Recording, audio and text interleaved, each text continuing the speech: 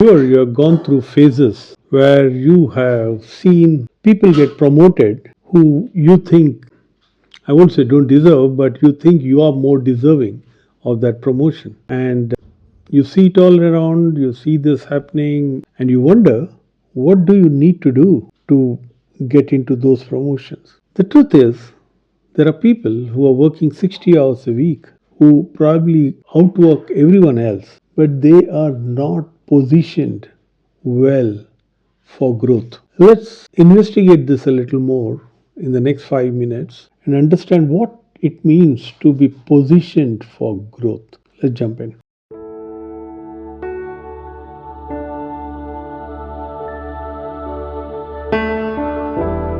Don't get me wrong, working hard is given, it's the basic. Okay, it becomes extremely important and a useful tool when you join new, when you come out of college and graduated and then get into work. Then the biggest tool that you have at that time is to outwork everyone. You just do more work than everyone and you go ahead. Or if you gone to a new job, okay, it's a new place, new domain, spend time learning and working hard. But other than that, just because you work more does not make you more likely to get promoted.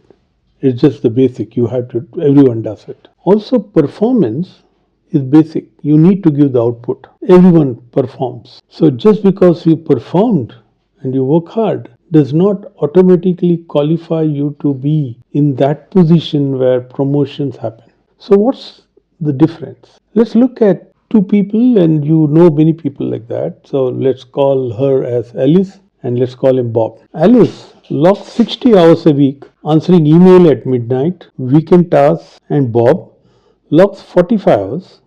He uses the extra few hours per week strategically. Coffee chats with senior leaders, aligning his project to company strategy, building cross departmental relationships. Bob may look like he works less, but his value is more strategic to the company and he is more visible. Let's go a little deeper. What really drives promotion? It's not just hard work and output like we discussed in the previous section, but it depends on four things: visibility, relationship, alignment, and influence. People Management UK lists relationships. These are relationship building in the corporate space as the most valued skill for growth of individuals. Relationship building. The diversity movement lists professional engagements as the direct correlation to job satisfaction and engagement. These are positive professional relationships, and as Teamland states, employee engagement can boost workplace productivity by 14%. In other words, being connected and engaged with peers, with seniors, with managers, with executives, and aligning your work with organizational priorities can get you faster growth than just clocking long hours. Consider Claire in a software company. She delivered solid codes, often stayed late, but rarely interacted with the product leadership team. David, on the same team, worked fewer hours but scheduled a monthly lunch with his VP, shared a one pager on his project's strategic value, and volunteered for the executive office's innovation initiative. So, when the senior role opened up, guess whose name was proposed? David's name came up not because he worked harder, but because he was visible. People knew what he was doing. He was known and was positioned. Now let's get more practical. How do you get from being the busiest person in the room to the best positioned person in the office? Here are some practical tips. I'm going to assume that the basics of working hard and delivering results are happening. Okay, so that's the base level. Beyond that, you can look at these five as tips that can help you position yourself better. I'll put the first one under the heading of be clear about your why. And to know your why, and once you're clear about your why, you have to set the goal, the target role for you in this office or in this company. So this could be in the next 5 years or the next 20 years, but you need to have a long term goal and then come back and look at what next steps are needed to be aligned with that role which you want to do. What is the next growth for you which will take you to that target role? Understand your why, the purpose. Second, map your network. Identify who are the key people, key stakeholders in your vertical, okay, and map them. Cross functional people who are important because they say something good about you and you should be visible to them. Who are your mentors here? Who are your sponsors here? And schedule informal meets with them, just catch up meetings, lunch meetings. You must have at least 2 meetings a month with people who are not part of your department. It's so important for every one of them when you meet to know what's your why and what are you doing right now, what is the output you are delivering. The whole discussion has to be very positive and no negativity. The third tip is something which I call as communicate your value. Okay, so keep everybody updated and informed about what you deliver.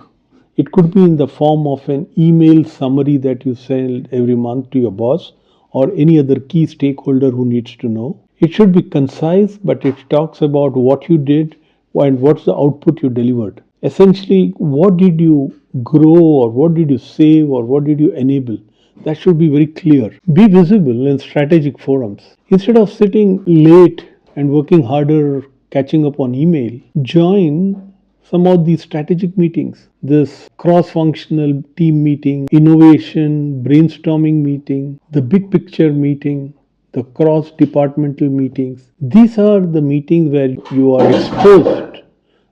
exposed to people who have a role in your future promotion. The fifth tip really is about guarding your energy. While you work maybe as long as the other people, but use your extra hours intelligently. Okay, you get more value for money on those extra hours by doing those things like we discussed in the top four, which will give you an impetus and position you for growth. If you are tired, if you are fatigued, it will show up in the work which you do and your interaction. So guard your energy. Let's take the earlier Bob example. He still works hard, but he schedules every Friday afternoon a 30-minute coffee with someone senior, sends his manager a one-pager before the end of the week, and volunteers for 2 strategic visibility tasks per quarter. The result? His name becomes known in leadership circles. His work is seen in context of the organization goals, and when the promotion comes, he's on the radar, not just another hard worker.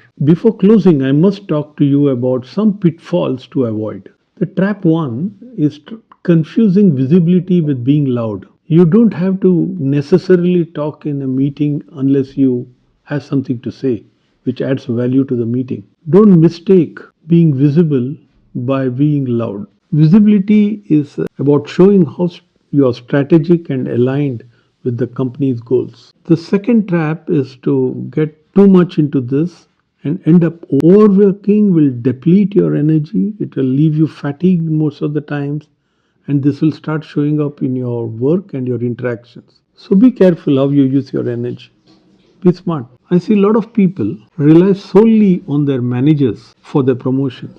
While managers are important and a very important stakeholder when decisions of growth are taken, but expand your area of connections to other people, other seniors, to cross functional people, to other stakeholders. They all play a role while a decision of growth or promotion is taken in a closed room where you may not be available or you are not present. Expand your influence circle. The trap four which I want to talk about is to be sensitive of how much impact what you are doing makes. Either you are not aware or you are not able to communicate. Your output and your great results are invisible if you are not able to connect to the company goals and able to communicate that to people. Avoiding these pitfalls will make sure that you are not just overworking yourself, but you are seen as somebody who is visible and of high value. To summarize, growth and promotion does not necessarily come to the guy who's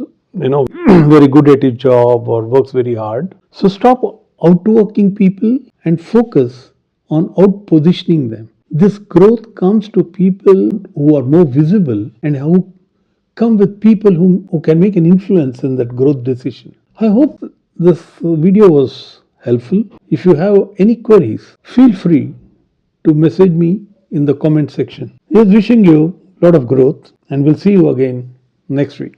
Till then, stay unstoppable.